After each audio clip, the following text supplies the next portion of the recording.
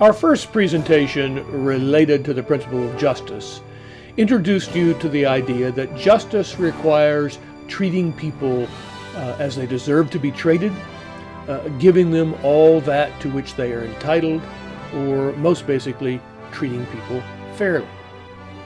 We considered the idea that justice is primarily that principle we use to evaluate the morality of institutions, those basic social, economic, and political institutions that shape our lives together, those policies and practices that impact not just one or two of us, but many of us together. We also looked at the close relationship between justice and equality, as affirmed by Aristotle and in the Declaration of Independence. Our second presentation on justice identified the close relationship between justice and the language of rights. And we defined rights as those legitimate expectations or justified claims persons or groups have with respect to their treatment by others. We noticed that especially we are concerned when we use the language of rights about how the government treats us. We also, in that second presentation, talked about the idea of universal or human rights, drawing on this definition from the Oxford Companion to Philosophy, which defines rights as justified claims owed to persons for their own sakes and essential to human dignity. That is, rights that are ours simply by virtue of the facts about us as human beings.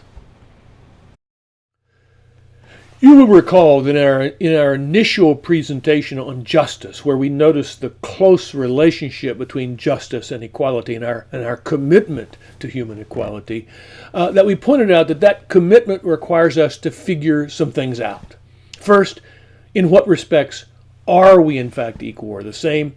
And then how is that sameness or equality morally relevant? That is to say, what are those natural or human rights that we all have simply by virtue of our humanity?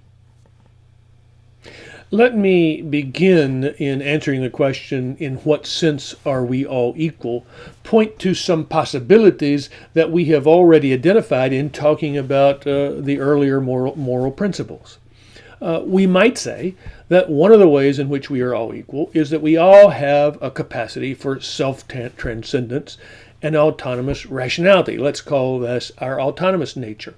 All human beings are equal in that we all have an autonomous nature. We are all capable of thinking, choosing, valuing, and acting for ourselves, independently as individuals.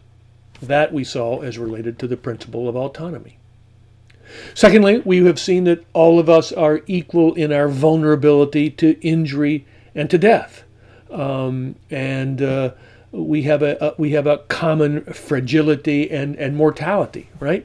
That's an aspect of our physical nature. All human beings have bodies. All human beings are equal in that our bodies are equally dependent on nourishment, on protection, equally vulnerable to injury and illness. That's our equal physical nature. All of us, we have suggested, have a social nature.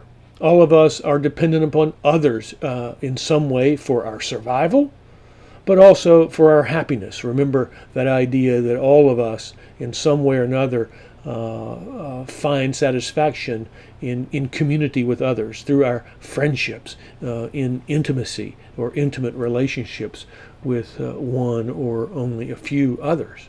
All of that reflects our shared social nature. The question now, then, is what do each of these ways in which we seem to be equal suggest about what justice requires, or suggest particularly about what rights we may actually have? Let's think first about our autonomous nature. This is the basis, I would say, for various liberty rights.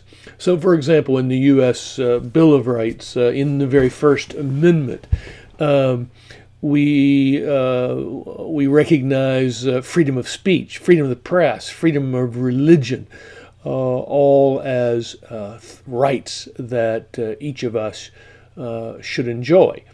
The Universal Declaration of Human Rights, promulgated by the UN in 1948, talks about freedom of movement and freedom to leave one's country and return as one desires.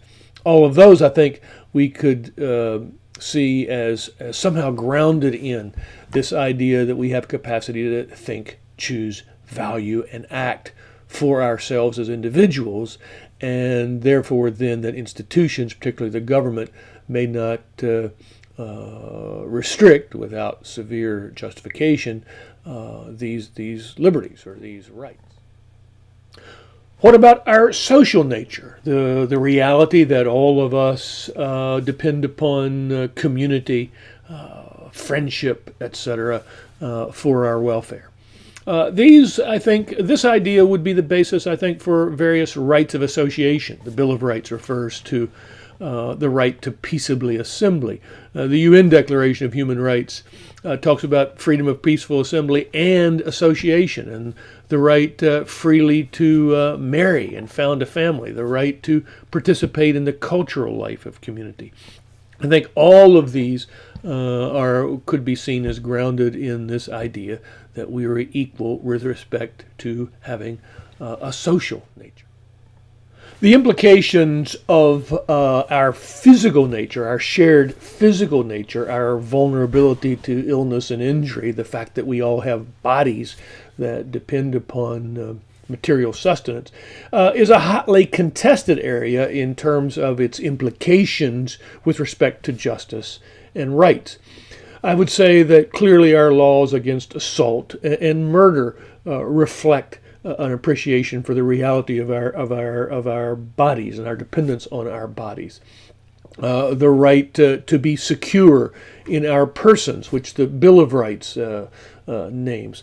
Our right to hold and possess and own and use property probably reflects our awareness of the necessity of meeting our material needs. None of those are terribly controversial.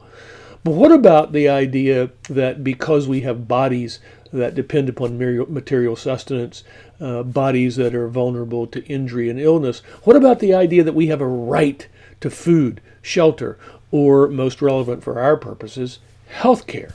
The UN Declaration of Human Rights enumerates those as rights and implies a positive responsibility on the part of society through its government to assure that people have access to adequate food, shelter, and health care. But that's highly controversial, and many disagree. We will think about this issue later in the course when we look at healthcare policy and healthcare reform. So here we have attempted to define some of those respects in which we may be all equal or all the same, and the relevance of that sameness or equality with respect to those universal natural human rights we might have. In our next presentation, we want to return to this idea that justice does not require that we all be treated exactly the same. And we will look at those differences among us that may, in fact, justify differential treatment.